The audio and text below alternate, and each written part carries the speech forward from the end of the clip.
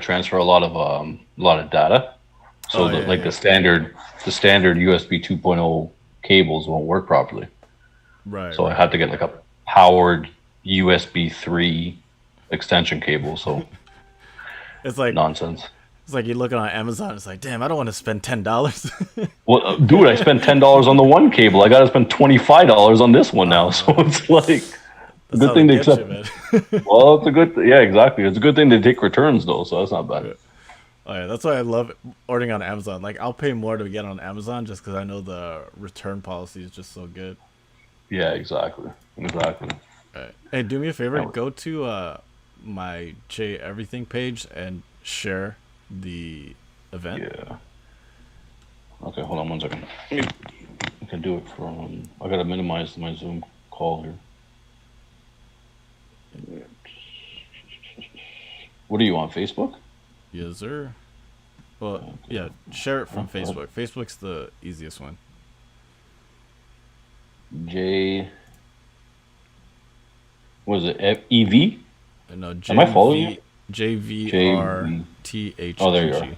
Yeah, I got you.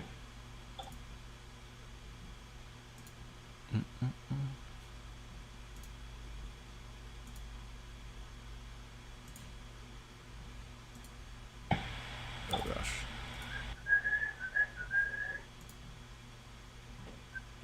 No, Am I following you? J. Oh, there you are. JVRTHGG. Yeah, I got you. And just make sure you mute yours.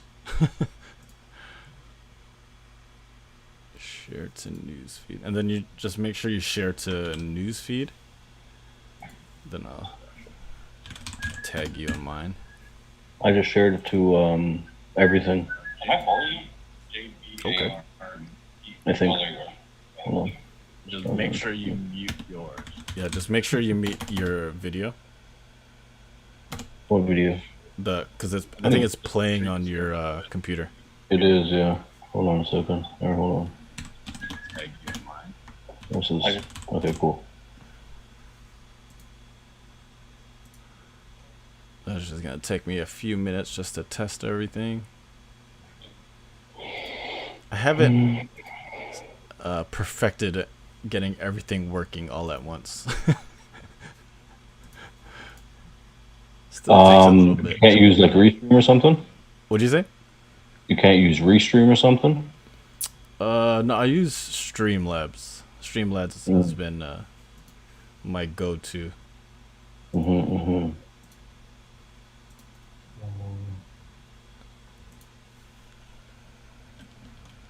I think I shared it.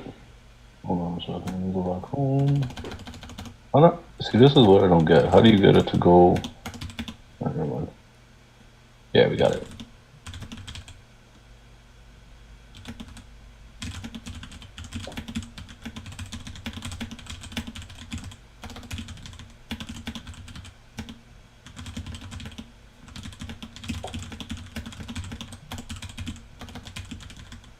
Yeah.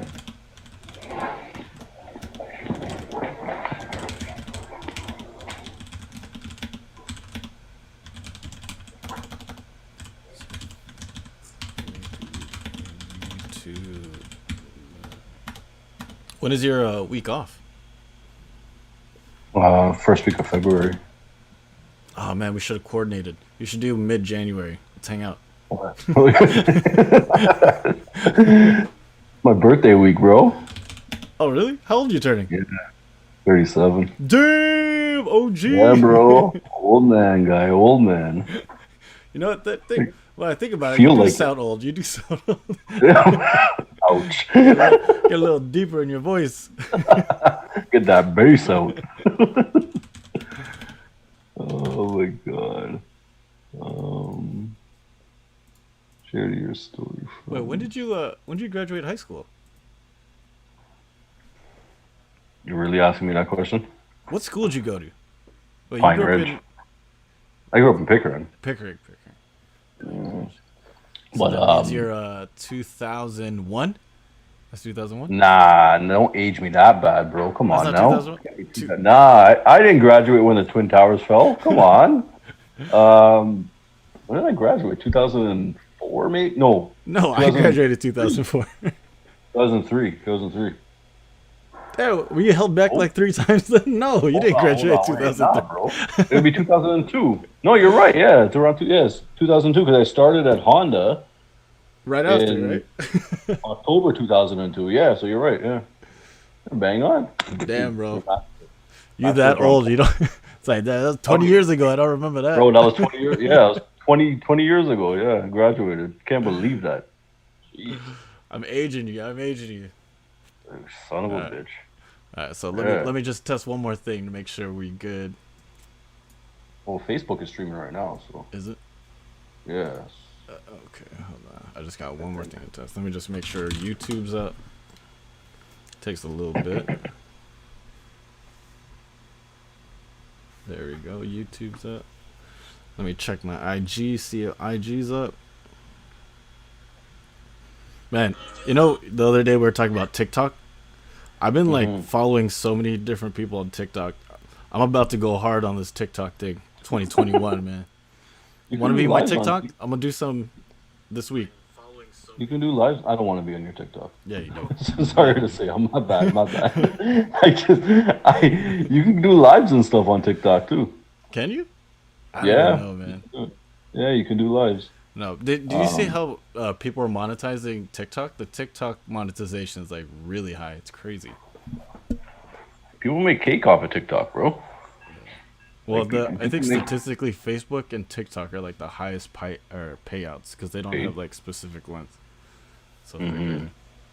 All right, man. Let's go ahead Even and get started before yeah, yeah, yeah. I Yeah. drag out this intro too long. You're So, right. Right. customary to every show, I raise a glass to my guest, Hmm. and I just Thank want you, to sir. say, appreciate you for coming on. Let's have a good show, my friend. And just like I said before we started, this is no different from how we spend literally all day just talking about random stuff. True, true. We got nothing else to Killing do. time at killing time at work. So, cheers to Cheers you, up. man. Let's have a good show. Yeah, man. And if you will, can you please introduce yourself to the people watching and the people that will watch on the replay? All right, so my name's Raheem, business owner of Styles Entertainment. It's a live production company. We do various events, concerts, weddings, outdoor shows. We set up the sound, stage, lights, basically the full production from the back end. Um, yeah, and I double as a sound engineer as well, live sound engineer. So I'll be operating the mixing boards, the monitor mixes, stuff like that. So yeah, that's basically what my company is. So I remember when you first told me about it, as some like a layman like me, someone that really doesn't know about it. People that just go to the events, they're like, "Oh, the DJ brought the equipment," or "The venue provided the equipment." That's not usually the case. So usually they would hire you to set up all the stuff for that. Can you talk a little bit how you got started in the business and industry?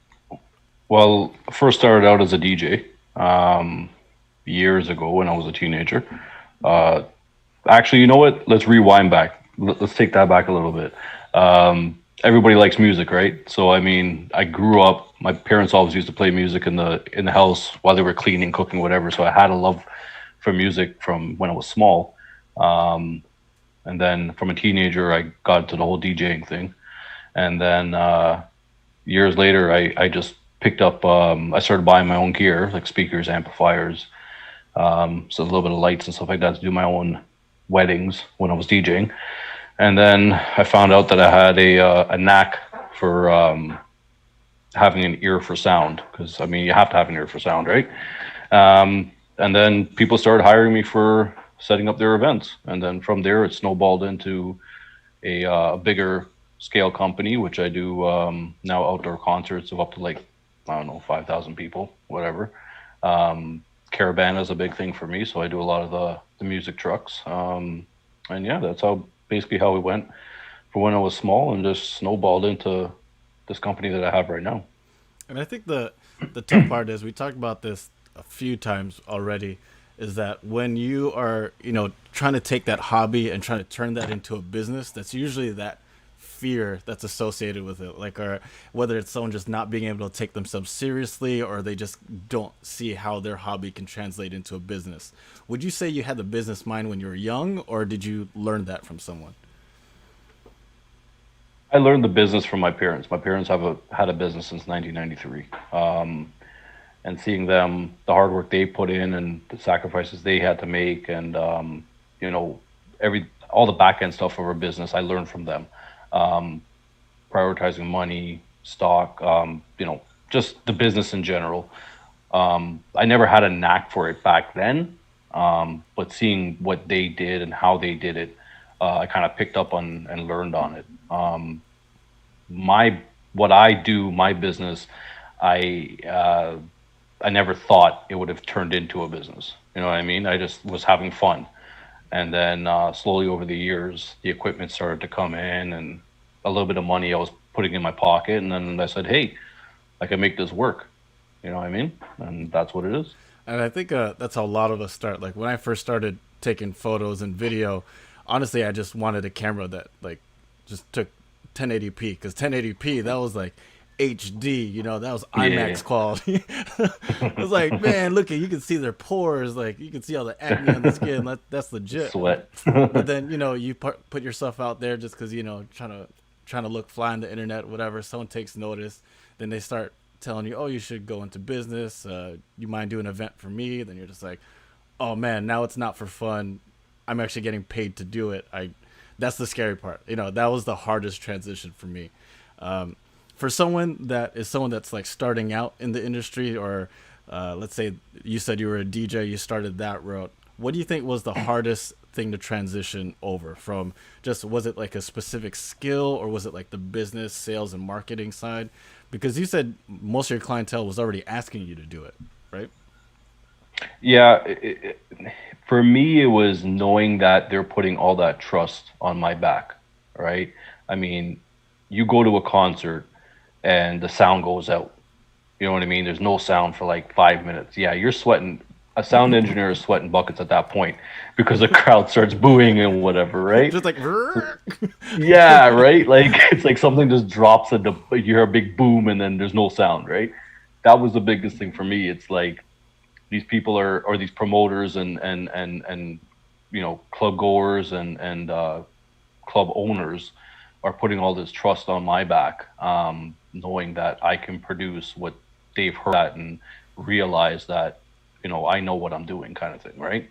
Yeah, and I think in your industry it's tough too because for your job specifically, if the sound or if the event goes well, it's like usually the performer or the artist they get the credit. But if like the sound goes out and it goes shitty, you're the one they're blaming. So it's like Yeah, you're never really looking good, anyways. Except for the exactly. so behind the scenes you're appreciated, but the people that go to the venue they're like, oh, this DJ is really good. Yeah, exactly. And that's how it always is, right? Like nobody ever sees me. Like, Yeah, you know what I mean? My company, the only people that know me are the back end people, like the people yeah, who hire me. But the crowd never sees me. yeah. They don't know who I am. You know what I mean? I I think don't really care though. that's the thing. I think for a business trying to transition into a business, it's hard because trying to market to people that don't necessarily know you exist. Like when you told me what you did, I'm like, oh, you're a DJ. No, well, I'm more than that. I'm like, oh, Yeah. you do this, but then it's like, oh, you have to. There's like that extra hurdle you got to do to kind of inform like your audience or try to create that new clientele. So, with that being said, how would you just describe to someone that's new to the business or new to the industry, how would they be able to determine the difference between someone that just has a lot of money that could just buy really expensive equipment, like the best gear, and someone that actually knows what they're doing, like knows how to set it up, knows specific frequencies? What's like one of the determining factors, or how would you be able to call one out? Just by listening to it. Like, I mean, you can have the most expensive gear, like you said. You could have the most amount of money, buy the most expensive gear there is out there. But the key factor is knowing how to tune it, right? You got to know how to tune a system. Every system does not come out of the box tuned. Every speaker does not come out of the box tuned. An experienced sound engineer will know, where to pull the frequency or what to do with it or how loud to go or different mixes and stuff like that. There's a lot to it than just taking a speaker out of a box, plugging it in, and then hoping it sounds good, right? Um, I don't know if you've ever been to a club or whatever, and it hurts your ears to walk in there. You know what I mean? Yeah. Sound is not supposed to hurt your ears. As many people as let me tell you, it's not supposed to hurt your ears. It's supposed to be comfortable, but it's supposed to be loud in the same sense, right? It's not supposed to make your ears bleed, right? So that's where you know a good from mediocre is it's loud, it's in your face, but it does not hurt to enjoy it, Yeah, right? which is half of the Toronto clubs out there because they're usually just restaurants that they turn into a Yeah, club randomly. that's And they're just right. like, let me just add these 20-inch speakers, Yeah, just it'll right sound on. good, right? Let's just put this right on Like, the bar. yeah. For And real, you walk for in, you're real. just like, oh, my ears hurt, and then like the sound is uneven. Like you go towards the washroom, and like the sound is just There's dead terrible. spots. Yeah, just like, oh, like Yep. I don't hear anything going on. Trust me. Trust me. Or it like or it cancels. Like when sound cancels, it basically you're listening to something that's flat. Like there's no depth to the sound, right? Like there's a lot of things you got to take into consideration when you're setting up a large scale event or even a small scale event, right? There's like where your speaker placement, this, that, and the other. There's a lot of things you got to take into account to make it sound properly. Well, piggybacking on what you just said, so what specifically, like when you go to an event like you, when you're not working, but like you're just going to the Oh, club celebrating, like you walk in, you immediately like, oh man, this guy yeah, does not know what he's doing. Like, what is yeah. that most common, like the most common thing? You're just like, oh, this guy's new, or this guy didn't Yeah. hire Yeah, a a live, proper yeah. company. Yeah. No, it happens more often than not. I mean, the last event I went to was at the very, very, very beginning before the pandemic hit. And I was just attending. The person had invited me out. Had invited me out. I was just attending, and I walked in. It was just I didn't want to be there. Like I just wanted to leave because it was as much as my boy told me to come. Yeah, I didn't want to be there. I It don't care just how hot these it was girls are. you I'm know what I leaving. mean? You know what I I don't care mean? how many bottles you're popping a day. I You know can't. what I mean? It was just like I don't want to be there because this is the thing I'm passionate about it, right? Yeah. And if I can't fix it, then I would just want to leave, right? But yeah, I ended up staying and we had a decent time, but it was agony for the whole night, you know what I mean? Is it more so like the unevenness, or you're just saying like the actual volume just hurts your ear? Like what specific would you say? Like the Um, telltale sign that you're like, oh, this guy's new. the telltale sign would be yeah, the frequency. So basically, what happens? The frequencies will hurt your ears. That's so the human ear can hear from 30 hertz all the way up to 16 kilohertz, right? So if any one of those frequencies are out, it's going to hurt your ears, right? So yeah, it was. I knew. I don't know if it was new or it was just a person who just maybe needed more training in what he was doing. I don't know. But yeah, it was the frequencies that it was, some frequencies were boosted where they weren't supposed to be boosted. Some frequencies were cut, and it just did not sound well. That's how I know that a company's not up to I should say my standard, but I'm sounding a little too self inflicted at that point, right? But Well, that's it's just just the because soundboard, right? With the EQ, like you can literally adjust it, and you could, hey, let me fix this for you. yeah, exactly. I could have went up there, but obviously I'm not going to do that, right? I'm trying to have a good time. I was like, bro, I know I'm with my boys, but let me just get back there real Yeah, quick. let me get my hand in there right now. I know what to do. Yeah. So like, specifically more transitioning to like the business aspect of it, like as a business owner, as someone that kind of you do this on the weekends, so all of your free time's dedicated to it. Where do you find yourself spending the most time and money when you're working on your business? Is it like the more like sales, marketing, network, or is it actual like learning skills? Learning skills. Actually, I'll back that up a little bit. The money aspect is into the equipment. This is a two-part question. So the money aspect is in the equipment. The gear that I have, the gear, professional gear costs a lot of money. Maintaining it, purchasing it, servicing it costs a lot of money. Learning the gear, like um, basically setting everything up, doing a test run, Making sure that everything is in tip top working order takes a lot of time.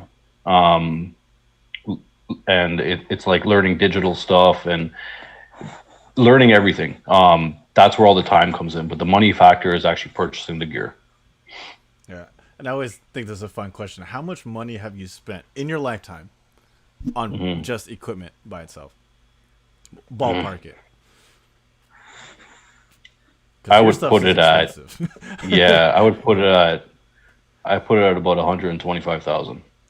That's what I Damn. have in my possession right now. Yeah.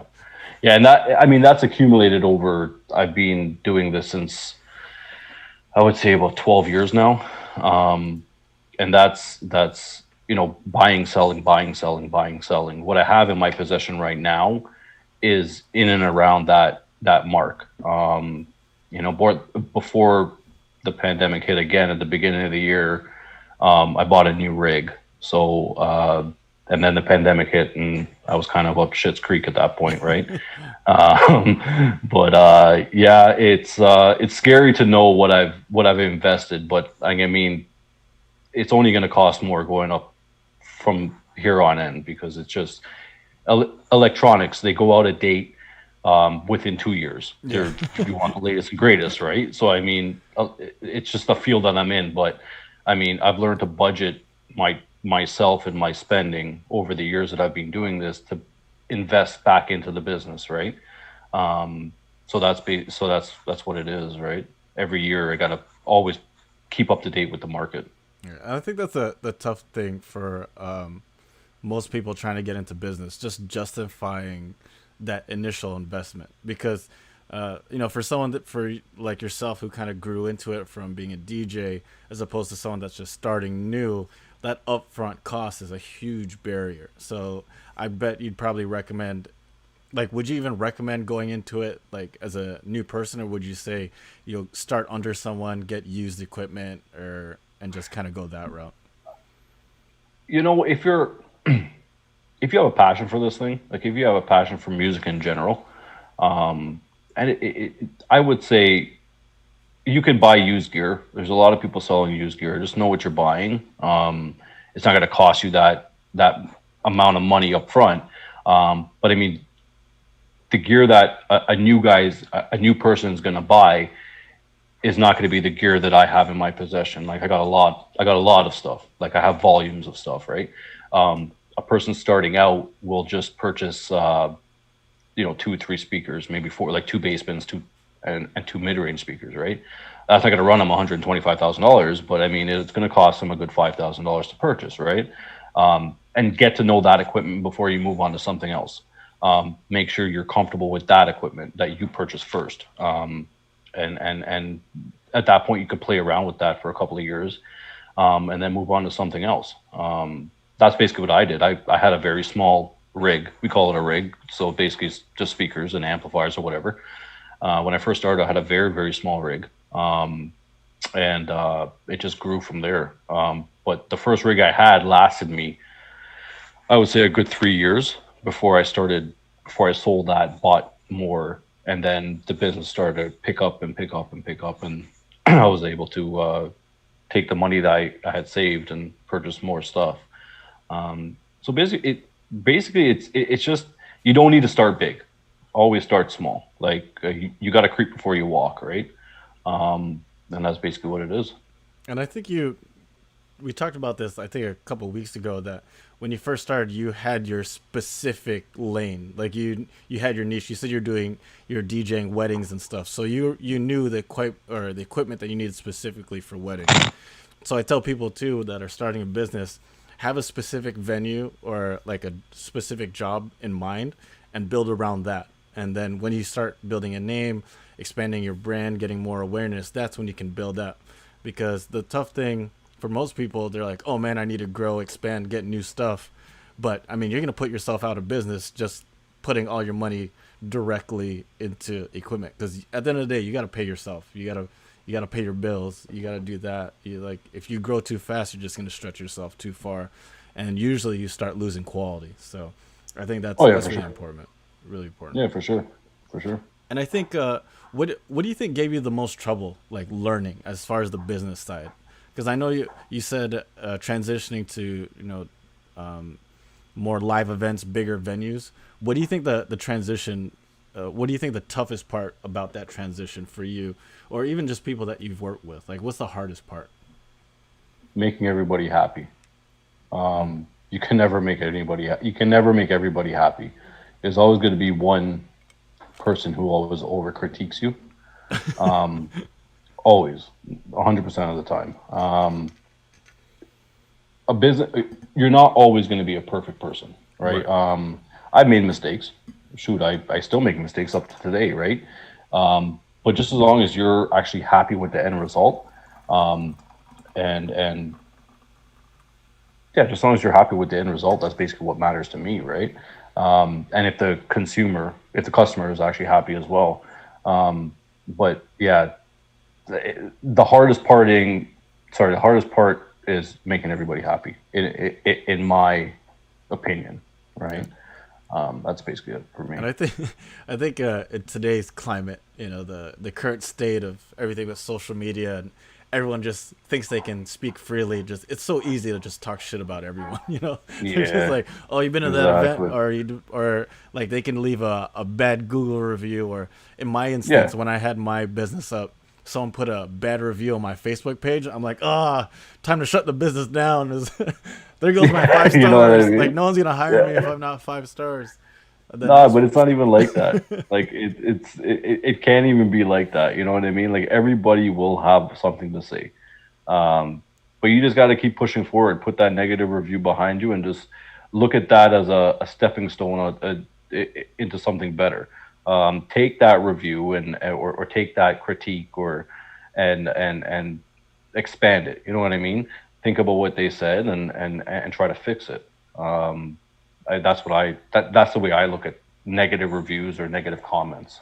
Yeah, I had two back-to-back clients that gave me bad reviews, and that literally that because I was young, man. Like I was Yeah, young. I was just kind of getting my name out there. I'm like, yo, I asked all my friends to write fake reviews and shit for me. So I'm yeah, just yeah. like No, for sure. my reviews are like top notch, and I just had like two back to back like 1 stars, and Yeah, that literally I got mad. Like I got so emotional about it. I was like, nah, man, fuck them, man. These guys are gonna screw me over. I think that was the toughest thing for me. Like what growing into who I am now, it's literally just like letting go of that part. Like each customer is different, and just not carrying that bad experience over. Because man, for like sure. that was I Just want to still go over and fight have them. nightmare. I still have nightmares about those two bad reviews, man. It's tough. Yeah. It's tough. No, for sure, man, for sure. So, on that aspect, for me, getting frustrated and getting emotional about it, that's a major reason why I kind of slowed down. I lost a lot of motivation. Now, looking back at it, when people come to me for advice, it's usually the answer to get them back up and get them re-energized. Is we kind of brainstorm for new ideas, or we kind of help on or figure out what new skill they need to learn, or just good old motivation. What do you think that because you've been in the business for a while, you've seen a lot of people come and go, DJs, events, venues, hosts. What do you think the most common reason people lose their passion or people give up too early in your industry? What do you think or what happens? Mm. In my industry, I would say the lack of knowledge, man. Like, you know what I mean? Like, it's not in my sound is not something you can touch. You can feel it if the bass is hitting right. You know what I mean? But it's not something you can actually reach out there and grab. You gotta use your senses to kind of make it better, right? And going back to the negative review thing, like I mean, if a person's starting out in my industry, if they're not good, they're going to have a lot of negative reviews. People are going to constantly kind of just be on their back about it, right? And yeah, they're just going to give up the passion for it or the hope for it. But I mean, if you don't have that knowledge, and kind of know what you're getting yourself into first, you're just going to lose traction and just give up your hope for it. It's just like everything in life, though, bro. Like I mean, like it's just if you're passionate about something and people are just constantly on your back pounding you, you're just going to lose that passion for it. You know what I mean? But yeah, I think knowledge is key. I really think knowledge is key, and it'll it'll take you with everything. Like it'll take you through to the next level with everything.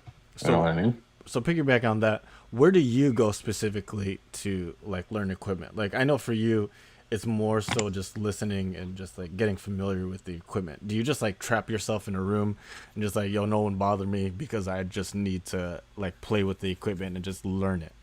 Or like, do That's you? basically Yeah, that's basically what it is. Like I mean, when I apprenticed under another sound company when I was starting to get in traction on this thing, right? Excuse me. So yeah, I actually apprenticed with another sound company before I got to the stage that I got to right now, that I'm at right now. I learned a lot. I learned a lot of knowledge from them. To get to know the new equipment, um, the web, like internet, Google, YouTube, the equipment's vendors. They give a lot of information on the equipment that you're purchasing from them, right? So because they at the end of the day, you're purchasing. So JBL is a popular sound company, is a popular production manufacturer, right? Um, they want their stuff to sound proper across every level, right, no right. matter who buys it.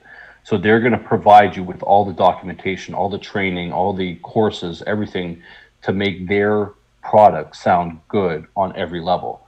Um, so yeah, like you go back to the manufacturer on their website, and you research the hell out of everything. And there you can find a lot of information on the products that you're purchasing. And yeah, I will lock myself up in a room for days on end just to learn new stuff. Like I bought a new mixing board the end of 20 shoot, what year are we in? 2021, 2020, 2019. Right? So I bought a new mixing board closer to the end of 2019. Something that I never touched before.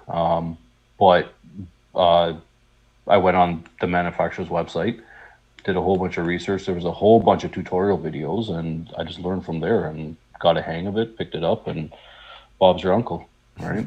Away you I'm go. I'm so glad you said that because a lot of people now they're just like, oh, I'll just Google it, I'll just YouTube it, and they'll just learn from these YouTubers that literally Yep. they're just touching that equipment for the first time too, and these motherfuckers are trying to do a tutorial on it, and you're just like, I'm gonna learn from these guys that have no idea what they're learning from, What they're doing.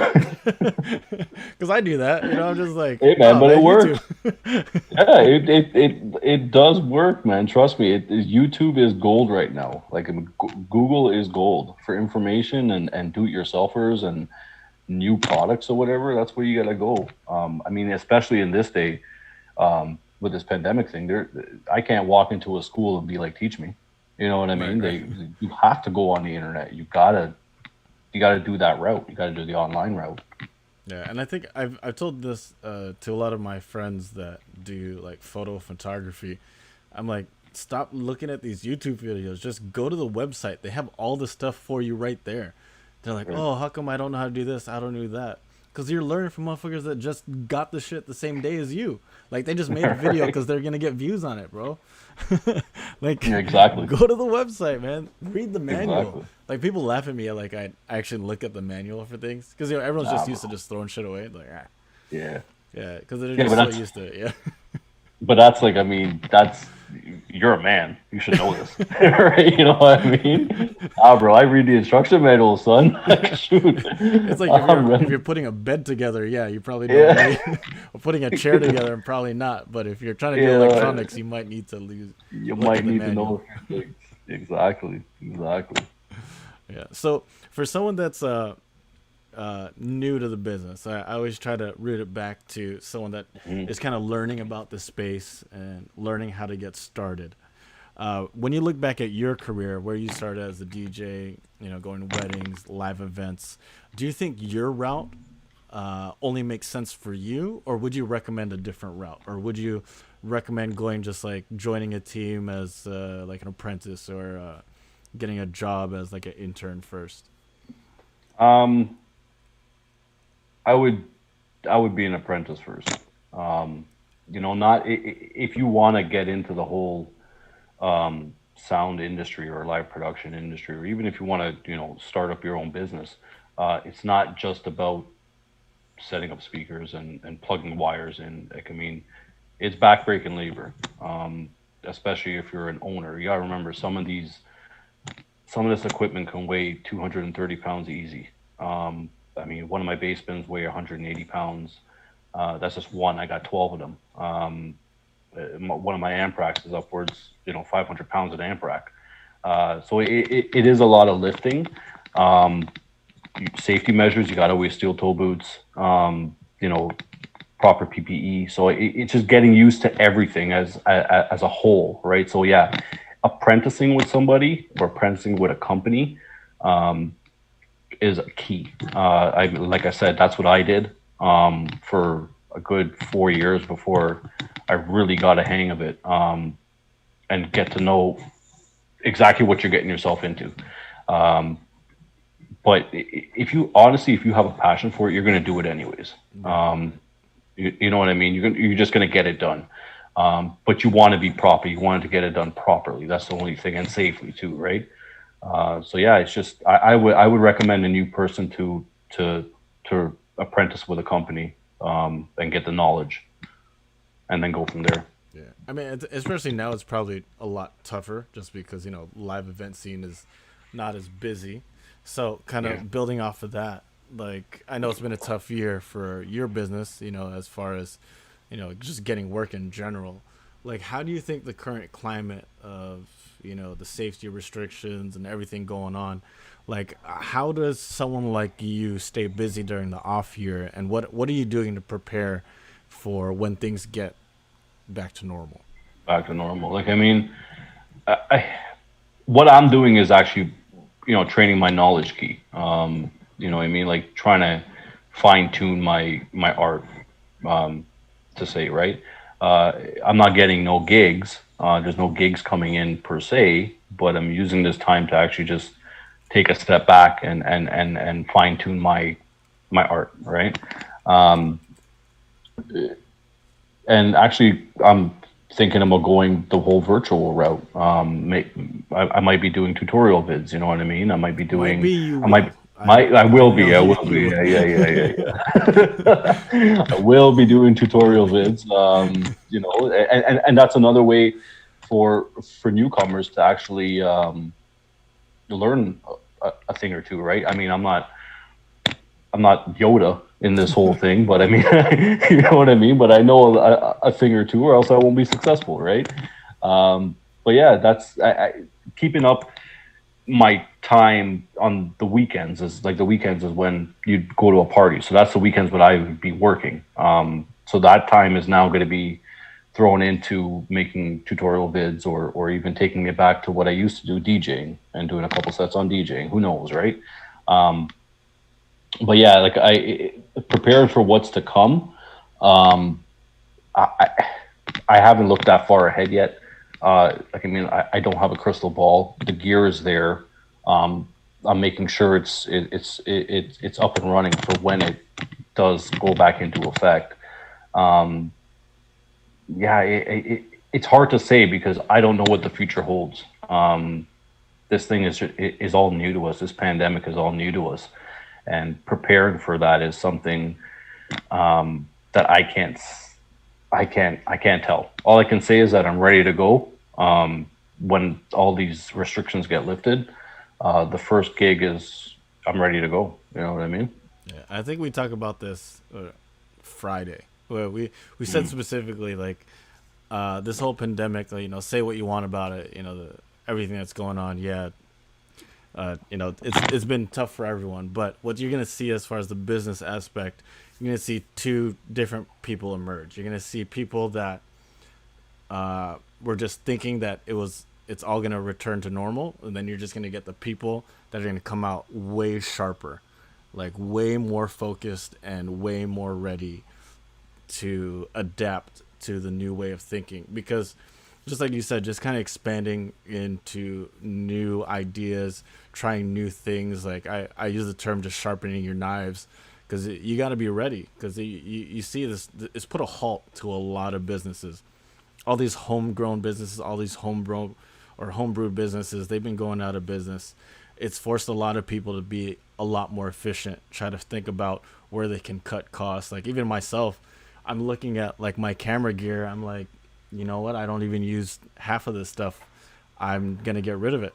Like I don't need it because moving forward, I'm going to have to figure out some way to compete with someone that during this pandemic just picked it up as a hobby and now they're going to start a business when it comes up. Because once this is done, or not even done, but slows down, I have a feeling you're going to see for every business that closed down, times 4 businesses start up because they think they're ready.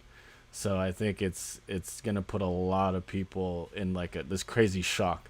And the people that are going to be successful are the people that had experience, because that's the hardest part. If you don't have the experience, you even said it yourself, if you don't have that mentorship, you don't have that someone that you haven't seen how someone is successful, you're going to be lost. And if you're not ready for that, it's how you control it emotionally. So saying that, you touched on it a little bit already. This is a loaded question, but I know you don't have a crystal ball or anything. Yeah. What are your goals besides the TikTok channel? What are your goals for? It's already out there. Stop it. What are your goals? Because this is gonna be a big year for a lot of us in business. Yeah. For 2021. All right. I need concrete goals, so I can hold you to it. Goals? Yeah. It's just making the business better. My end game is I don't do this full time right now. Again, this is a part-time job, but it's all me building to that future. I want to make this my full-time, my everyday, 9 to 5. And 2021 will be the year for me to learn how to do that. You know what I mean? Because like I said, I don't see live events. This is a buffer It's year. a buffer. It's buffer. It's a buffer year. Exactly. I don't see live events. But I'm extending it to 2022. Yeah. I have to extend it to 2022 because I cannot see here in Toronto. I can't see us going back to life as usual. I can't see everybody partying beside each other. Not 6 feet apart. I can't see that. I don't know. Do you follow Six Buzz? Showing all these house parties. Oh yeah. You see what I mean? So it's like I can't see it, man. So 2021 is just gonna be. It's not gonna be a rinse repeat of 2020. For me and my company, it's mainly gonna be focusing on the online stuff. Letting people know I'm still here, and the green screen's behind you, so we know. And the green screen's behind me, yeah. I'm trying to get things set up, trying to get the ball rolling. So I mean, I have to focus on that. I cannot let this pandemic beat me down and take away my passion, my business. I can't do that. So I got to think outside the box now, and do these tutorial vids or do videos or do something different that I'm not used to doing. I got to take myself out of the comfort zone, right? I like that. Yeah, bro. Yeah, that's how you got to think sometimes. You know what I mean? Like you get the air horns for that.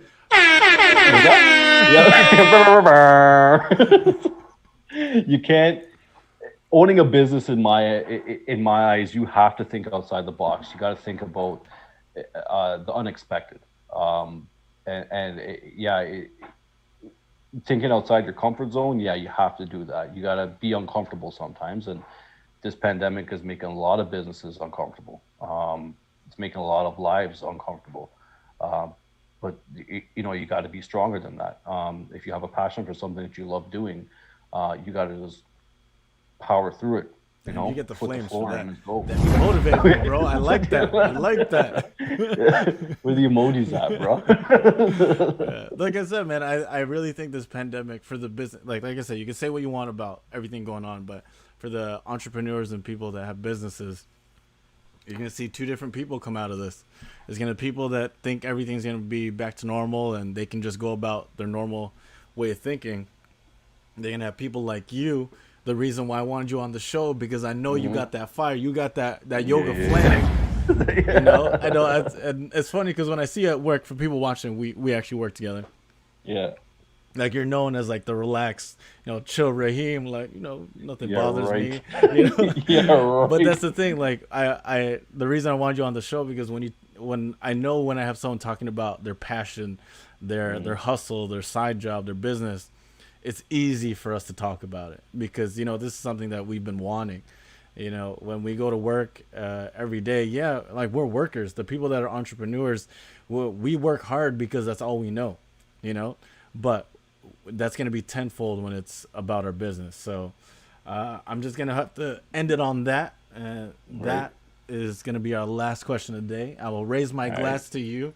Give me a big Raising it smile up. because I need a profile pic for this. Oh, you want what for TikTok? Yeah, you want a Yeah, I profile need it for for me? the icon, the image, the posted on. There's your big smile right there. Yes, sir. Yes, sir. Put the glass in. Put the glass in. There you go. Okay, all right, all All right. right. Hey, man, just want to say Um, appreciate you for coming on the show. For the people watching now and the people that are going to be watching on the replay, can you tell them where they can find you and where they can contact you? so my Facebook business page is Styles Entertainment, Stylez Entertainment. My IG is Styles Entertainment, Stylz Entertainment. Um, what TikTok now? Like I mean, I'm on TikTok for whatever reason. It's weird. I have two videos on TikTok, so I mean, a 37-year-old posting on TikTok. Yeah, No, man, you got um, you got two more videos than me. yeah. Tomorrow. When I see you at work, we're gonna be doing like the motivational quote one. We're gonna do the dancing one. Pointing at the words Yeah, and yes, sir. everything. That's what we're gonna do. So yeah, same thing. All my handles are Styles Entertainment. Yeah, even on Twitch. So when I start doing those videos on Twitch, Styles Entertainment. Actually, Twitch is Styles Entertainment Live. So, but yeah, that's how you can find me. Reach out. If you got if anybody's watching that has any questions about this business that I'm in, if they want to get into it, feel free to ask. I'm very open about it. Sounds good, man. Hey, man. Cheers again. Appreciate you. Thanks for coming on. Mhm. Thanks for everyone watching and watching on the replay.